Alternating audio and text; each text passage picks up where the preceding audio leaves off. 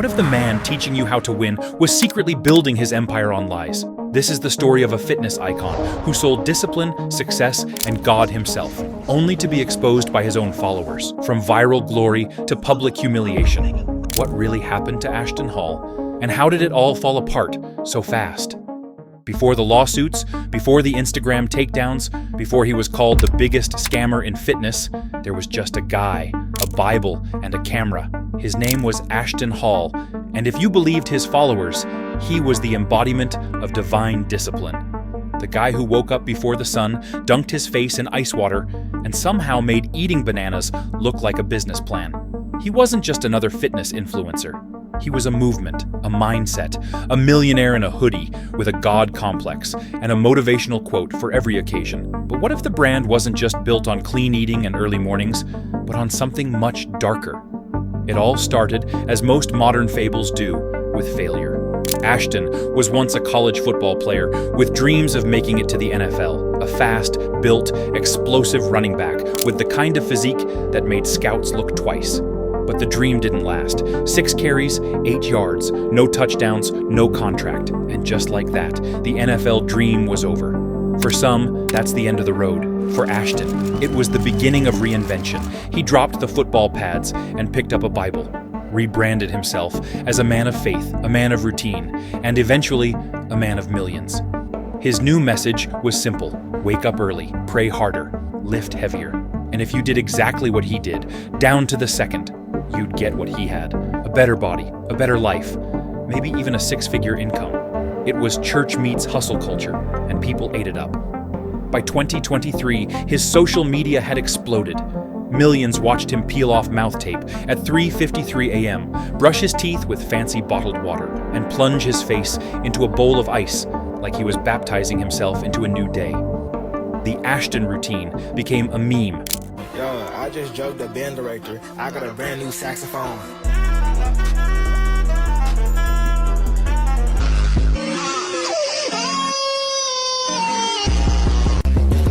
I would definitely hire one person.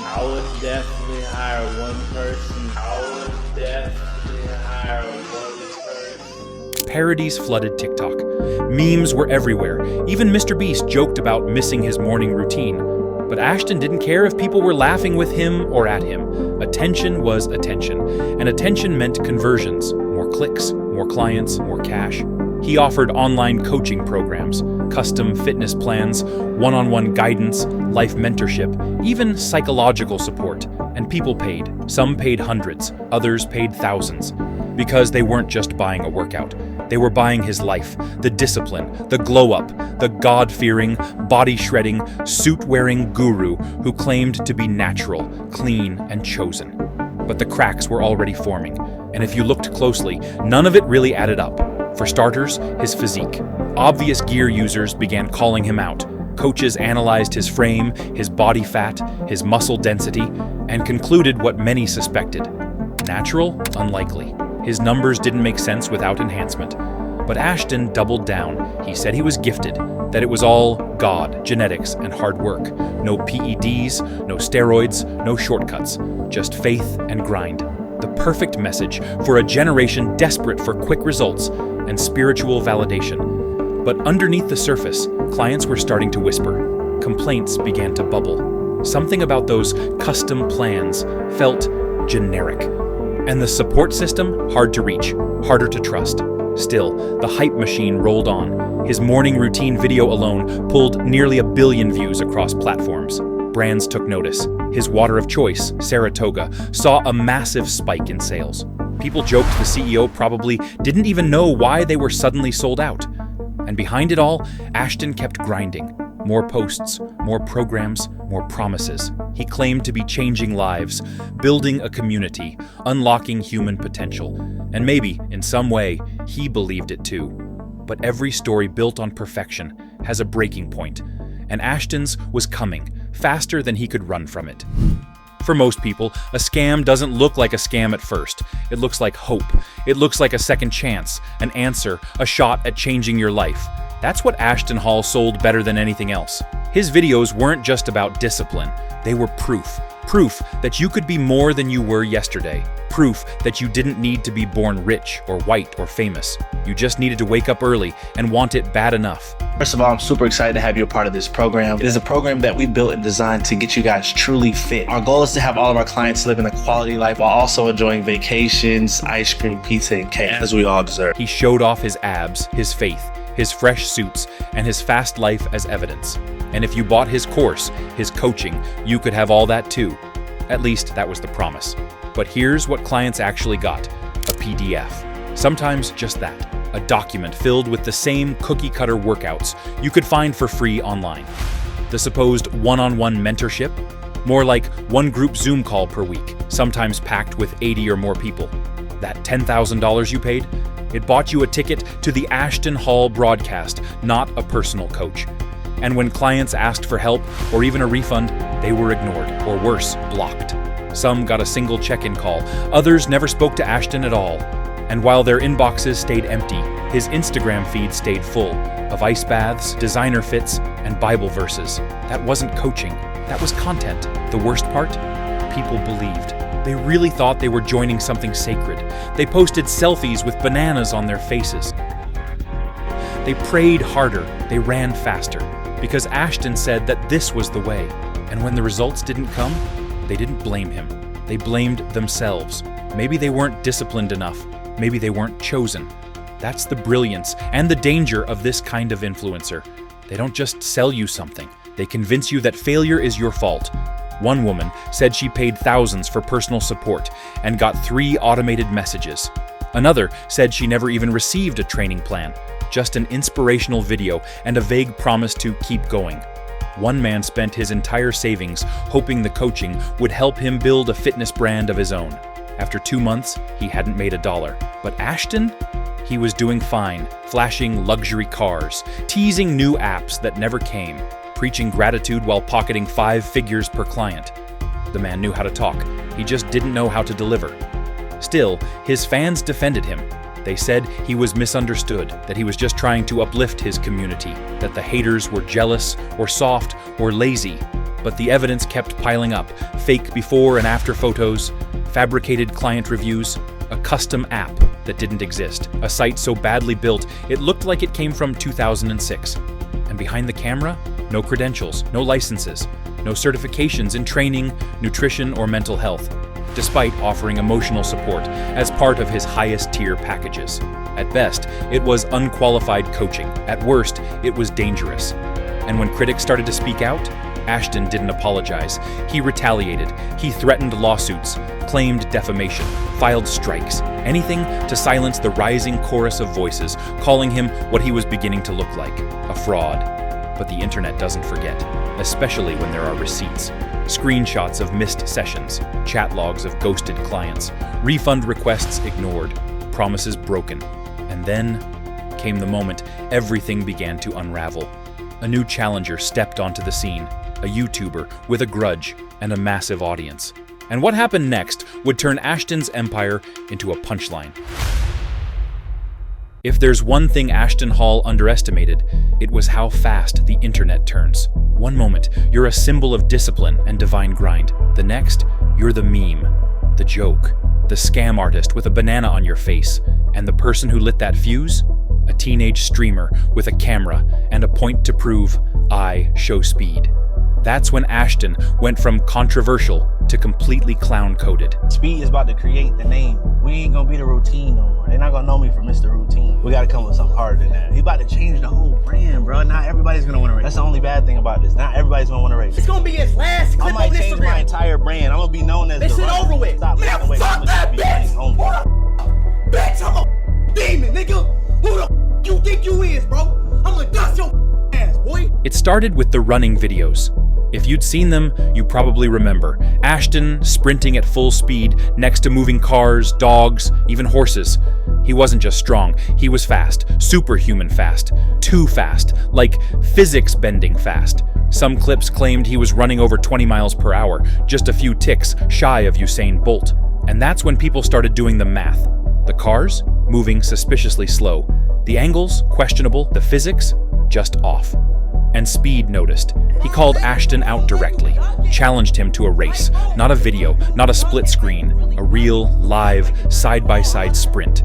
He's pulling up, Chad. He's pulling up. Let's get right. He's pulling up. Let's go, bro. Let's go. Let's go. I'm ready. Let's go, bro. Let's go, bro. And to Ashton's credit, he showed up, cameras rolling, crowd watching. This was his chance to prove he wasn't just social media fast, he was real-world fast. What followed was one of the most unintentionally hilarious takedowns in fitness influencer history. They lined up. Ashton smiled, Speed looked bored, the gun fired, and Speed smoked him. Not just once, 4 times, back to back to back to back. In each race, Ashton fell behind, tripped, made excuses, called for rematches. But the result never changed. Speed won, over and over. And the crowd, they weren't just cheering, they were laughing. The fitness god had been humbled by a streamer in slides. I got it, no doubt. Bah, get the fuck out of here, bro. Within hours, clips of the races were everywhere. Memes exploded. Banana Boy can't run. Pastor of protein gets smoked. People edited his morning routine to include crying after losing 4 sprints. Even brands started backing away. That fancy bottled water he kept promoting? Saratoga. Sales had skyrocketed during his rise. Now, stock started slipping. Influencers who once mimicked his routine began deleting videos. No one wanted to be tied to the fall, and Ashton didn't handle it well. He didn't laugh it off. He didn't admit defeat. He doubled down, claimed the races were unfair, said Speed cheated, blamed angles, shoes, distractions, anything but the truth, and that refusal to take the L made it worse, way worse. By now, even casual fans were questioning everything. If the running videos were fake, what else was? The routines, the coaching, the abs? Was the whole brand just a lie wrapped in push-ups and Bible quotes? Reddit threads began digging deeper. YouTube breakdowns poured in. And for every new claim Ashton made, there was a receipt to contradict it. A missed client session, a fake testimonial, a reused transformation photo. One by one, the dominoes fell. And then came the lawsuits. Not the ones he filed, the ones he triggered. Ex-clients began speaking out publicly, calling him out by name, demanding refunds, sharing emails, posting screenshots. One man even said he was considering legal action after paying thousands and receiving nothing but a group call and an expired meal plan. Another said he tried to cancel his subscription and was ghosted for weeks. These weren't trolls, these were paying customers. And yet Ashton kept smiling, posting, preaching, still filming the same morning routine, as if none of it was falling apart behind the scenes. But the comment sections were different now, full of clown emojis, scam warnings. Where's the app? Still running from Speed. And worse, the algorithm that once lifted him was now burying him in his own receipts. And as the ridicule piled up, a deeper truth started to emerge. This wasn't just a grift, it was something more dangerous. You can fake a lot on the internet, your abs, your income, even your faith. But eventually, the mask slips. And when Ashton Hall's finally did, it didn't just shatter his brand. It exposed the whole ecosystem that allowed it to grow. The final blow didn't come from a client, or even a rival. It came from a wave of creators who'd had enough. Fitness coaches, scam-busting YouTubers, and even former fans started making videos breaking down every layer of Ashton's lie. One video showed how he reused before and after photos from different clients. Another exposed the fact that his so-called exclusive app was just a rebranded template. Some went deeper, highlighting the dangerous advice he gave, the lack of legal disclaimers, the absence of any official certification. And the comments, brutal. Not just clown emojis anymore. Now people were asking for investigations, refunds, accountability. Former clients began going public, one by one. Screenshots, bank statements, even voice recordings surfaced. Ashton tried to fight back with copyright strikes and vague threats of legal action, but it was too late. The narrative had shifted. The golden boy of Instagram was now the cautionary tale. The guy who told you to pray, hustle, and dunk your face in ice water was drowning in his own deception.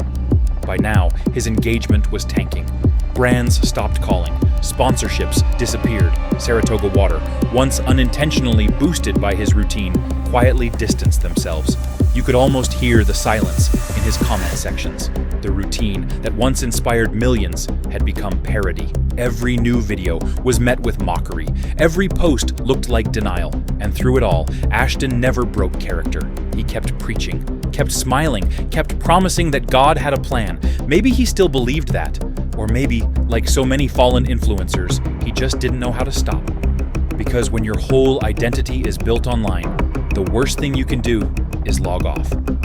But here's the part we can't ignore. Ashton Hall didn't rise to fame in a vacuum.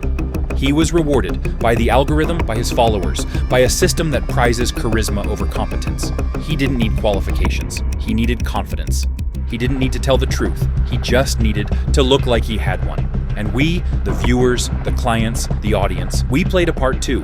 We liked the posts. We shared the routines. We believed in the story of transformation because we wanted it to be true. We wanted a shortcut to purpose, to discipline, to greatness. Ashton just knew how to sell it. But now, the illusion is gone. And what's left is the fallout. For the clients who lost money, for the people who trusted him, and for everyone still chasing a version of success that doesn't really exist. Ashton Hall wanted to be remembered as the man who changed lives. And in a way, he did. Just not in the way he hoped. This isn't just the story of Ashton Hall. It's a story about what we believe and what we buy. Because in a world where clout can look like character, and followers can stand in for truth, anyone can build a platform, regardless of what it's built on. Ashton promised answers. He gave aesthetics. He preached discipline, but delivered deception. And yet, the real warning isn't just about him. It's about the system that made him famous and the silence that let it happen. So the next time you see a fitness guru promising to change your life, ask what they're really selling. Ask who's benefiting. Ask what happens when the cameras are off. Because real growth doesn't come in a downloadable PDF, and real trust isn't built in a reel. If this story opened your eyes, even a little, share it. Comment your thoughts. Help someone else look a little deeper before they sign away their time, money, or hope. Because the best way to stop repeating these stories is to stop rewarding the people who write them.